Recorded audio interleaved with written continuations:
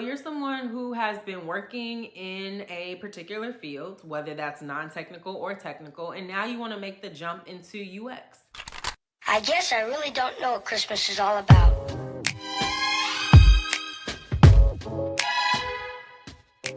Hey everyone, welcome back to my channel. My name is Ashley Janelle, and today we are continuing our UX series. Before we get started, don't forget to subscribe. I don't want you guys to miss out on any of the videos that we have coming in this series or any other videos that I post on my channel. So please make sure that you subscribe so that you are in the know of everything. And now let's get into it. So if you are new here, I am Ashley Janelle. Again, I am a user experience designer. I currently work at a big tech company, but I've worked at smaller companies. I've worked at mid-sized companies. I've worked at startups. Before I was a UX designer, I was a graphic web designer, and I used a boot camp to propel me into my UX career. I also have a boot camp of my own that I have started several years ago that helps aspiring UX designers go from beginner to experienced in just 16 weeks. All of my experience, all of my answers to your questions and conversation comes from not only my personal experience, but the experience of helping my students get from where they currently are, which is either in non-technical careers and wanting to transition, or students who are coming from technical careers, but they want to transition over into UX. So I help students get jobs. I help them learn UX. I have helped myself get to where I am. So that's just a little bit about me if you are new here. But today we are going to be talking about transitioning into UX from another career field. So you're someone who has been working in a particular field, whether that's non-technical or technical, and now you want to make the jump into UX. So we're really going to be specifically talking about that transition. And I don't think that that's something that's talked about enough, is just what that feels like when you work in finance, or you're a teacher, or whatever, you're in sales and you want to transition over into this completely new world, or what feels like a completely new world. And really what comes along with that, the emotions, the reservations that you have when you're already, maybe you're doing pretty well in your field. Maybe financially you're doing pretty well, but you're not happy.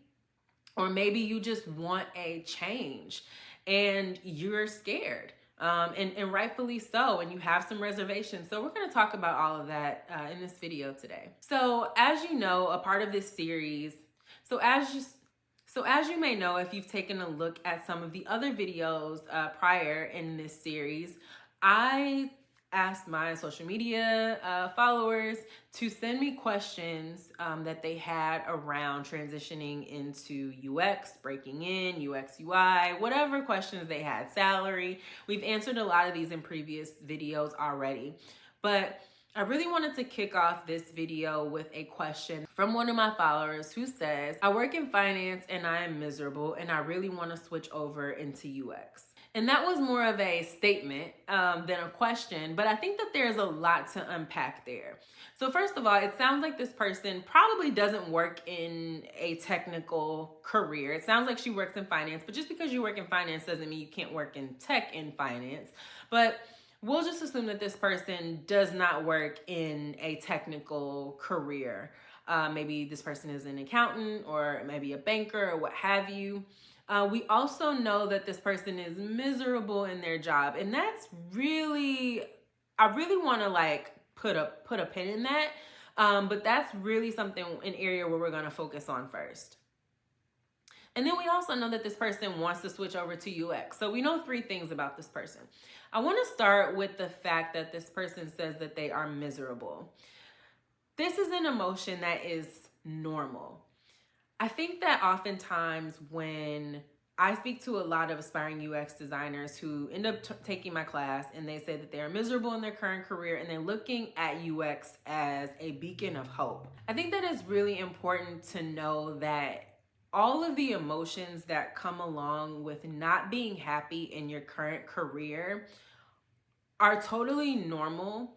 And what I always try to do is try to get people to understand that those emotions are normal, but UX is a whole new world for them. And I want that to be what they focus on. I want that to be what gets them up every day. I want that to be the hope that they have when they get out of bed every morning. Like, yes, I'm going to this job that I don't like for whatever reason, but there is this other career that is attainable and that I can have and that is within my grasp. And so if no one told you that your situation is able to be changed, I hope that I'm that person that gives you some hope and some motivation and that push that you don't have to stay in your situation and that you're not locked into your current situation. So UX is a viable option for you. If you've taken a look at the previous video, we talked about the different ways to learn UX. We talked about boot camps, we talked about self-taught, we talked about master's degrees, we talked about different courses. There are so many options for you, and I want you to know that this is a viable path forward. If you haven't already, like I said, go take a look at that video because that's where I was hashing out the differences between, a course, a boot camp, a master's degree. If you are someone who is transitioning from another career field already, I kind of would guess that you're not looking to go and get another degree. I would, especially if you say that you're miserable, you really want to get out of your situation. I'm thinking that you probably want to do so sooner than later. So something like a master's degree may not be in the cards for you. So something like a boot camp or possibly going the self-taught route might be the route for you. One thing that I talk about in that video is the first question that I ask is, what is your timeline? There are two things that you need to think about when you think about transitioning. And the first is, what is your timeline and how do you learn best? If your timeline, I'm assuming, is I want to transition immediately. If you're using the words, I'm miserable, I'm frustrated, I want to get out, I would assume that you want to make this transition relatively quickly. And a boot camp, similarly to the one that I offer, 16 weeks, helps you go from, beginner to experienced, build your portfolio, gain confidence, learn UX, get the education you need, and also work on real life projects. I would assume that that's probably more of the route that you want to go. But really answering those questions, what's your timeline and how do you learn best, are going to be key for you when it comes to giving you the confidence and the motivation and the know that you can get out of your situation. So I would definitely go take a look at that video if you haven't already. The other aspect that I help my students deal with, especially students who are in this similar situation where they're working a job that they don't like, is I help them get in front of fear. So when you are transitioning over into another career field, it is scary.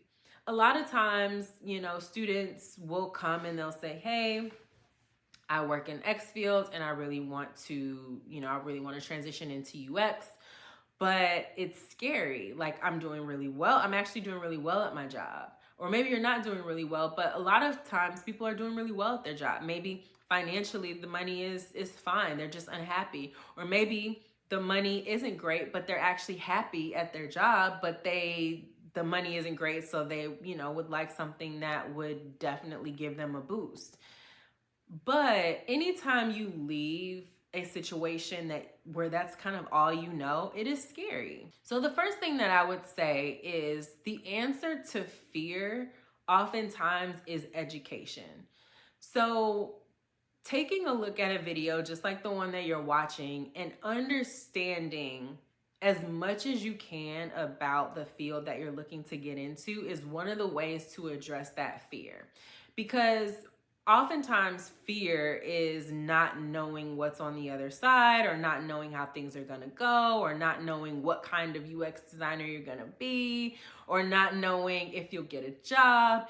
And all of those questions can be answered with the education. I actually talk about that in the previous video as well, where it's just kind of like, will I get a job? How do I know if my portfolio is good enough? How do I know what a portfolio is? Like, there's so many different ways that you can get answers to these questions. Just by watching a simple video like this one is really going to help you, because I'm explaining what it takes to break in, what a boot camp, consists of, what self-taught consists of, what, we're going to talk about interviews and portfolios in the next video, but just getting an understanding of, even if you're not going to be an expert on it because you haven't done it yet, but just knowing what it takes to get there is really going to help with curb that fear. So you're on the right track. And also, one of the things that I do with my students in the course is I am the mentor, I am the coach, I am the instructor for that course. So anytime there is an assignment or anytime there is a project or anything that they're working on, they're never alone working on it. I never just, say, here's the assignment, go work on it, let me know when it's done. If you have questions, you're checking in with me. If you, however I can support you to get to that end goal, whether it's the end goal of an assignment, project, or your portfolio, I am assisting you. So that's the other area that I help to curb a lot of those fears. So just knowing that these kinds of opportunities are out there for you is really going to help you with that thing in the back of your mind, that voice that's like, you can't do it, but you actually can, and you will.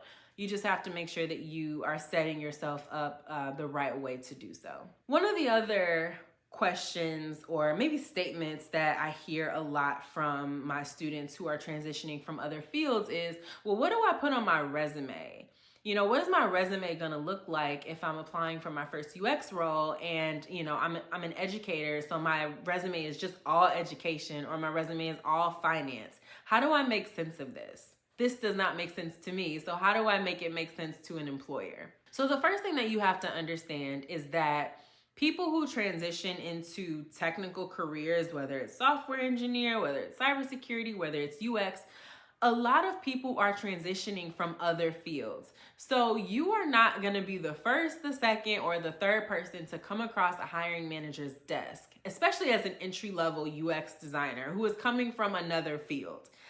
Again, the more you know, the more those fears start to kind of go away. So that's the first thing to know. The second thing is that there are ways that we tailor or can tailor your resume, and not necessarily where you worked, but what it was that you worked on or your responsibilities at said jobs or companies that we can tailor to the jobs and the jobs to be done and the responsibilities of a UX designer. So that's one of the things that we do in my course. I help you, write out your resume to make it make sense, to make sure that what you have in your description for your other companies and jobs tailors back to not only the experience of a UX designer, but your experience in the class and with the projects that you worked on. It's very, very specific, and nobody's resume is gonna look just alike because everyone is coming from different places, has had different levels of experience, but there are ways that we can connect those dots to make your resume make sense. So make sure that you are working with someone who knows what they're doing, because resume writing is really, really important. Your portfolio you'll hear a lot about your portfolio as a UX designer, and yes, very important, but resumes are also still very important. I also talked about this a lot in the previous video, but especially when you're transitioning from, honestly, any career, when you're transitioning into UX, whether you're a student coming in from college or you're transitioning from, another area in the workforce, make sure that you have a mentor or some sort of instructor. I kind of mentioned this a little bit already about how I course correct my students and how I'm there for them daily. But you really want to make sure that not only do you have an instructor or someone to help you with your coursework, but you have a mentor that's going to help you throughout, like after you finished your portfolio, once you're looking for jobs. You want someone to help you understand the different offers that you're getting in. Is this a good offer? Is this a bad offer? Can I ask for more? How do I ask for more? You want to make sure that you have that, because again, having never been in not only a technical or creative or design field, there are going to be a lot of things that you just don't know. There's a lot of oftentimes money on the table, left on the table. There's, a lot of different ways that we as creatives network. A lot of students of mine, depending on what area, what industry they've come from, they've never used a LinkedIn. They've never used, a site like Indeed or Glassdoor, or, they've never used a site like meetup.com to find other, maybe UX designers or UX events going on in their area. Like, there's so many things that if you're not familiar with the industry, that you just wouldn't know. There's so many conferences, there's so many things that you just wouldn't really know about unless you put yourself in the position to know about those things. And one of those ways is by finding a mentor. In my course, not only am I the instructor, but I'm the mentor. So you have me during the course and, after, helping you get your job and secure your finances of that new job and things like that. But I help you with all these other things. It's just making the transition is more than just giving you the material and telling you to do the work. Like, yes, you have to learn and you have to, get your projects done and get your portfolio done. But like, it's so much more than that. Like I mentioned, there's networking, there's conferences, there's so many things. And if you are outside of the industry currently, you just wouldn't know about, and rightfully so. So making sure that you pair yourself up with someone who can walk with you on this journey, if not just for that, but also for support, is going to be a huge win for you. So it also helps to curb a lot of that fear. Another question that I received was a really good one, and it's one that I hear often, which is, do I need to learn how to code? Do I need to learn how to code to be a UX designer? And the answer is no, you do not. When a lot of people think about user experience design, number one, they think about digital applications, and they're not wrong. They think about building, web applications or digital applications, but user experience design is also more than just that. It also, can be physical spaces. It could be physical items. It could really be anything that you're tasked with designing. So that's one area. Like, I want us to kind of get out of this frame of mind of like UX is only one thing, and like I'm only going to be designing, web applications or applications, and so that requires coding. Like, that's not always true. So that's one thing. The second thing is, no, you don't need to learn how to code. One of the reasons why I feel like this is even a topic, you are building, a web application or something of that sort. So with a web application, with the front, the how it looks and the design, there's also a back end that has to make it work. One of the reasons why some people might say that you should learn how to code or have knowledge of code is because oftentimes there are what we call technical limitations to design. What is a technical limitation? A technical limitation is just where you design something and you hand it off to the developers and say, this is what I designed, go build it. And they come back and say, well, our code base or our platform won't allow us to do it because of A, B, C, D, E, F, G. And then you say, oh, wow. And then you have to go back and redesign whatever it is you designed, or figure out how to, find a happy medium for the both of you. Some people would say that had you known a little bit of code, or had you known a little bit about the back end, you may have known that technical limitation would come up. To that, I would say that is not always true. One of the best ways to get this experience is to just start working. You will get on the job experience and you will start to work with your development teams, and you will learn what kind of technical limitations tend to come up. And then you can know about those beforehand, and you are not caught off guard on the back end, if that makes any sense. So essentially what I'm trying to say is, every company is different. Every platform is built and coded completely differently. And it's really not until you start working at that particular company that you will learn what those technical limitations are. So you going out and learning how to code and taking a class and, maybe doing something that you don't want to do because maybe you're not interested in code, it really doesn't behoove you. Unless you're someone that's like, I want to be a UX designer that also codes, which is totally fine, and there are jobs, for that. But there is not a need for you to know how to code. I think that, even on some job descriptions, they'll say like, would be nice if you had, HTML and CSS experience or something to that nature. But that is the reason. It's typically for a lot of those technical limitations, or having knowledge of those technical limitations, is not because they want you to actually code. If they do want you to actually code, I'm pretty sure that will be in the job description. It will be like a UI engineer or something to that effect, and that will be pretty clear right up front in the job description. So I would not worry about needing to know how to code to, get an entry-level UX job or any UX job. It's not what we do. And then the last point that I want to make is oftentimes the question is asked, does my major matter? I went to school for education. Does that matter? And this kind of goes back to the resume aspect that I was speaking about a little earlier, which is no, it doesn't matter. People are transitioning into the UX field all the time.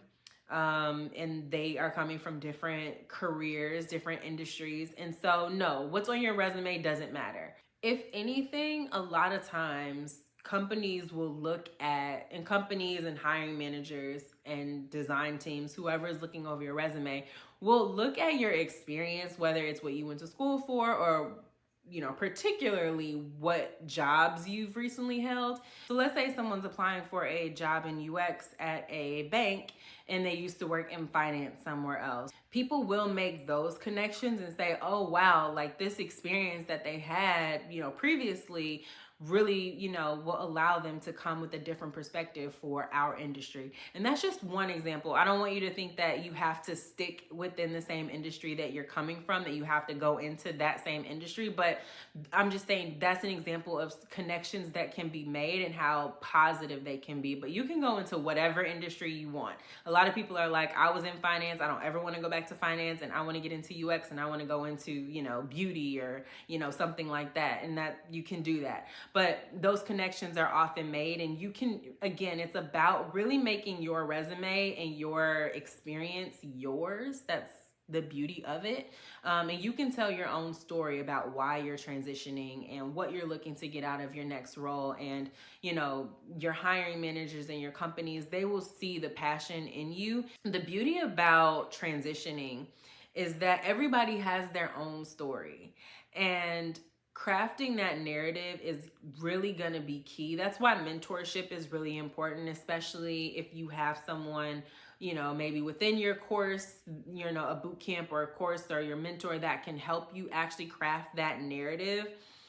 Because, and we'll talk about that in the next video when we talk about interviewing, but telling your story is very, very important. And it's not like, oh, you have to have the best story or you have to, sell yourself in a way. But when it comes to interviews, you really are selling yourself to the company. And so being able to talk about the experience that you had, in your previous industry and why you're wanting to transition and how passionate you are about UX and passionate about what it is that you've learned and that you will learn, that's going to show the passion and the humanity in you as an individual. And oftentimes those are the things that get people the job. It's how they tie their personal experiences into their work. So your major doesn't matter, where you came from doesn't matter, the industry.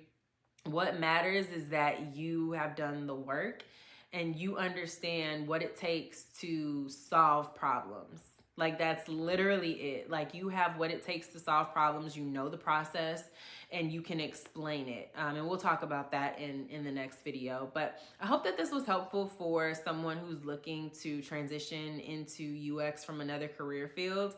It can be scary, it can be daunting, it can be overwhelming, but really making sure that you take the right steps, which is, again, this is one of them, like just getting the education, like, what do I need to know? What are the things that I don't know? That will make you feel more prepared as you take that next step to becoming a UX designer. So thank you so much for watching, and I will see you in the next video. Bye.